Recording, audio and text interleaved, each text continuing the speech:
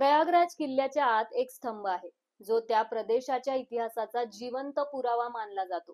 हा स्तंभ मूलतः मौर्य सम्राट अशोकाचा असून त्यावर त्या काळातील शिलालेख कोरलेले आहेत. मौर्य साम्राज्यानंतर गुप्तकालीन एका तितक्याच सामर्थ्यवान सम्राटाने हा स्तंभ पाहिला आणि त्यावर आपले शिलालेख कोरले. सुमारे काही हजार वर्षानंतर मुघल सम्राटांनी हा स्तंभ पाहिला. जहांगीरने फक्त त्यावर आपले शब्द कोरले नाहीत, तर तो स्तंभ मूळ ठिकाणाहून प्रयागराज किल्ल्यात हलवण्याचा आदेश दिला.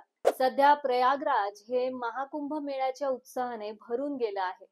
महाकुंभाच्या निमित्ताने प्रयागराजचे धार्मिक महत्व, इतिहास अशा विविध पैलूंवर चर्चा सुरू आहे. त्याच पार्श्वभूमीवर या प्रदेशातील पुरातत्वीय पुरावे नेमकं काय सांगतात, जाणून घेऊयात 2500 वर्षांपूर्वीचा प्रयागराजचा प्राचीन इतिहास. नमस्कार, मी अमृता इनसाइड स्टोरीवर आपलं स्वागत आहे. कौशांबी एक प्राचीन नगरी मंडळी. उत्तर प्रदेशातील कौशांबी हे प्राचीन अवशेषांचं प्रसिद्ध स्थळ आहे. कौशांबी जिल्हा हा 1994 साली प्रयागराज पासून वेगळा करण्यात आला. प्राचीन कौशांबी यमुना नदीवर प्रयाग येथे गंगेच्या संगमाच्या नैऋत्यास होते. प्रयागराज किल्ल्यात उभा असलेला स्तंभ कौशुंबीतून आणला आहे. यमुना नदीच्या काठी असलेल्या या उत्खनन स्थळावर अजून एक स्तंभ आजही उभा आहे. 1861 साली भारतीय पुरातत्व खात्याचे पहिले संचालक अलेक्झांडर कनिंघम यांनी येथे शोधकार्य सुरू केले. तेव्हापासून येथे अधूनमधून उत्खनन सुरूच आहे. त्यामुळे एका मोठ्या नागरी केंद्राचा शोध लागला. या उत्खननादरम्यान तब्बल 15 वस्तींचे थर सापडले होते. त्यामुळे या भागातील मानवी वस्तीचा इतिहास इसवी सन पूर्व 1000 ते 800 इतका जुना असल्याचं स्पष्ट झालं आहे. प्रयागराजच्या नैऋत्येस सुमारे 45 किलोमीटरवर यमुनेच्या काठी बसलेले आधुनिक कोसाब म्हणजेच प्राचीन कौशांबी असे अलेक्झांडर कनिंघम आणि इतर पुरातत्ववेत्यांचे मत आहे. प्राचीन हिंदू, जैन व बौद्ध वाड्यात, कोरीव लेखात व परकीय प्रवाशांच्या वर्णनात कौशांबीसाठी कियोशँगमी, कौशांबीपूर, कोसंब पट्टल, कोशांब मंडल, वत्सपटन वगैरे वगैरे भिन्न नामांतरे आढळतात. बौद्ध ग्रंथानुसार कौशांबी ही कधी काळी वत्स राजाची राजधानी होती. या भागात राजा उदयन किंवा वात्सराज राज्य करत होता, म्हणून त्यास वात्सपटन म्हणतात. उदयन हा गौतम बुद्धांचा समकालीन होता. या ग्रंथांमध्ये असेही नमूद आहे की इसवी सन पूर्व 521 आणि 518 मध्ये भगवान बुद्ध स्वतः कौशांबीला आले होते. पौराणिक संदर्भानुसार पुरुर्व्याचा 10वा वंशज कुशांब याने ही नगरी वसवली. हस्तिनापूर वाहून गेल्यानंतर अर्जुनाचा 8वा वंशज निमचक्र इथे राहावयास आला होता. याशिवाय प्रसिद्ध चीनी प्रवासी युएन तानसे 7व्या शतकात या नगरास भेट दिली होती. तो तेथील 10-15 बौद्ध मठांचा व 50 मंदिरांचा उल्लेख करतो. चीनी भाषेतील बौद्ध ग्रंथ अंगुत्तर निकायाच्या आवृत्तीनुसार राजा उदयनाने भगवान बुद्धांची प्रतिमा तयार करण्याचे आदेश दिले होते. ही प्रतिमा कदाचित भगवान बुद्धांची तयार केलेली सर्वात पहिली प्रतिमा असावी असे अभ्यासक मानतात. काही नोंदीनुसार युएन तांग कोशांबी येथून भगवान बुद्धांची प्रतिमा घेऊन चीनला परत गेला होता. प्रसिद्ध पुरातत्व शाभादेव यांनी नमूद केल्याप्रमाणे 1937 पासून या भागात उत्खननास सुरुवात झाली. त्यानंतर 1950 साली अलाहाबाद विद्यापीठानेही येथे उत्खनन केले. येथील प्राचीन किल्ल्याभोवती 122 मीटर रुंद व 8.5 मीटर खोल खंदक होता. उत्खननात सापडलेला इसवी सन पूर्व 7व्या शतकातील 13 मीटर उंचीचा विटांचे आच्छादन असणारा मातीचा प्रकार तसेच बुद्धकालीन राजांचा दगडी प्रासाद हा उदयन राजाचा प्रासाद असावा असे मानले जाते. घोषिताराम विहार व पुरुष मेधा करिता बांधण्यात आलेली शेनचिती हे अवशेष अत्यंत महत्वपूर्ण आहे. घोषिताराम विहार ही वास्तू गौतम बुद्धांना दान दिल्याचा ब्राह्मी लिपीतही लेख मिळाला आहे. तर शेन पक्षासारखी रचना असलेली शेनचिती आपस्तंभ शुल्ब सूत्रानुसार तयार केलेली असून ती इसवी सन पूर्व 200 वर्ष जुनी आहे. या चितीत बळी दिलेल्या मानवाच्या कवट्याही सापडल्या आहेत. या अवशेषांव्यतिरिक्त मातीच्या मूर्ती, मृत्पात्रे, नाणी, साचे, मणी, बांगड्या, मुद्रा इत्यादी अनेक वस्तू सापडल्या आहेत. त्यांच्या अभ्यासावरून त्या ताम्रपाषाण युगीन असाव्यात असा तज्ञांचा कयास आहे. भिन्न प्रकारच्या मुद्रा व मृत्पात्रे यावरून येथील वेगवेगळ्या काळातील कलेची प्रचिती होते.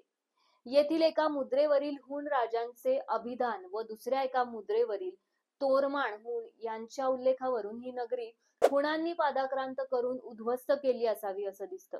मंडई, गढवा येथे एक प्राचीन मंदिर समूह मध्ययुगीन किल्ल्याच्या संरक्षित भिंतीच्या आत आहे.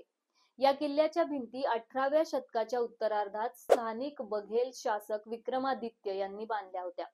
तर मंदिरे गुप्त कालखंडातील आहेत. जरी ही मंदिरे आता भग्नावस्थेत असली तरीही त्यामध्ये मूर्तिशिल्प आणि काही शिलालेखांचे अंश दिसून येतात. 1870च्या दशकात कनिंगहॅम यांनी केलेल्या उत्खननात इसवी सन 5व्या शतकातील संस्कृत शिलालेख सापडले आहेत. त्यामुळे या स्थळाचा इतिहास गुप्तकालीन असल्याचं सिद्ध झालं आहे. मंडई, भीता हे आणखी एक पुरातत्वीय स्थळ आहे. या स्थळाचा पहिला शास्त्रीय अभ्यास 1870च्या दशकात कनिंगहॅम यांच्या मार्गदर्शनाखाली झाला. कनिंगहॅम यांच्या कालखंडात झालेल्या प्राथमिक उत्खननामुळे पुढील 3 दशकांनंतर अधिक सखोल अभ्यासासाठीचा मार्ग मोकळा झाला. भारतीय पुरातत्व सर्वेक्षणाचे महासंचालक जॉन एच मार्शल यांनी भीतातील उत्खननाबद्दल म्हटलं आहे की भीताचे उत्खनन हे भारतीय पुरातत्व शास्त्राच्या इतिहासातील एक नवा टप्पा दर्शवतो. कारण हा पहिला प्रसंग आहे ज्यावेळेस प्राचीन भारतीय नगराच्या अवशेषांचे उत्खनन करण्याचा महत्वपूर्ण प्रयत्न करण्यात आला. येथील उत्खननात संपूर्ण गृहसमूह आढळले आहेत. या घरांमधील सांडपाण्याची व्यवस्था, विहिरी आणि साठवणुकीसाठीचे मोठे माठ हे त्या काळातील शहरी जीवनमानाचे संकेत देतात, असे अभ्यासक सांगतात. भीता येथील घर मौर्य आणि उत्तर मौर्य काळातील असल्याचं सांगितलं जातं. ही घरं भारताला आजच्या काळातही अनुकरणीय ठरतील अशा उल्लेखनीय नगर रचनेचे धडे देतात. भीता येथील उत्खननातील महत्वाचा शोध म्हणजे मुखलिंग, म्हणजे 5 मुख असलेला शिवलिंग. मंडई, गिंजा टेकडी गरवा येथून सुमारे 12 किलोमीटर दक्षिणेस आहे. गिंजा टेकडीचा वारसा पूर्णतः हरवलेला आहे. भारतीय पुरातत्व सर्वेक्षण विभागाने दिलेल्या माहितीनुसार गिंजा टेकडीच्या दक्षिण बाजूस असलेल्या दगडी सभागृहात इंडो-स्किथियन कालखंडातील 3 ओळींचा लाल रंगात लिहिलेला शिलालेख आढळतो. त्याचबरोबर काही रेखाचित्रेही आहेत. गिंजा टेकडीचे ठिकाण गुगल मॅपवर उपलब्ध नाही, त्यामुळे या ठिकाणाबद्दल सातत्याने विचारपूस करावी लागते. या ठिकाणी 12 खास गावातून जाता येतं. गिंजा ही केवळ काहीशे लोकसंख्या असलेली एक छोटी वस्ती आहे. हे ऐतिहासिक स्थळ वस्ती बाहेर एका छोट्या टेकडीवर आहे. इंडो-स्किथियन किंवा शके इसवी सन पूर्व 2ऱ्या शतकापासून ते इसवी सन 4थ्या शतकापर्यंत भारतीय उपखंडात प्रभावशाली होतं. परंतु टेकडीवरील कोणतीही गोष्ट त्यांच्या काळातील कोरलेल्या शिलालेखाच्या वर्णनाशी जुळत नाही.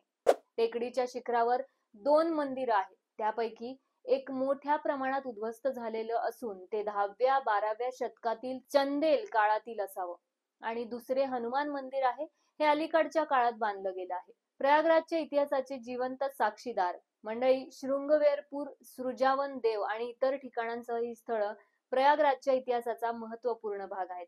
या भागाला भेट देणारे पर्यटक प्रसिद्ध अलाहाबाद संग्रहालय वगळता प्राचीन इतिहासाविषयी फारशी दखल घेत नाहीत. कुंभमेळ्याच्या निमित्ताने संगम नगरीला लाखो लोक भेट देतील, परंतु यात या विस्मृतीत गेलेल्या या स्थळांना भेट देणाऱ्या लोकांचा समावेश क्वचितच असेल. तुम्हाला हा भाग कसा वाटला ते आम्हाला कमेंट करून नक्की सांगा आणि अशाच प्रकारच्या माहितीसाठी इनसाइड स्टोरीला सबस्क्राईब करा. धन्यवाद.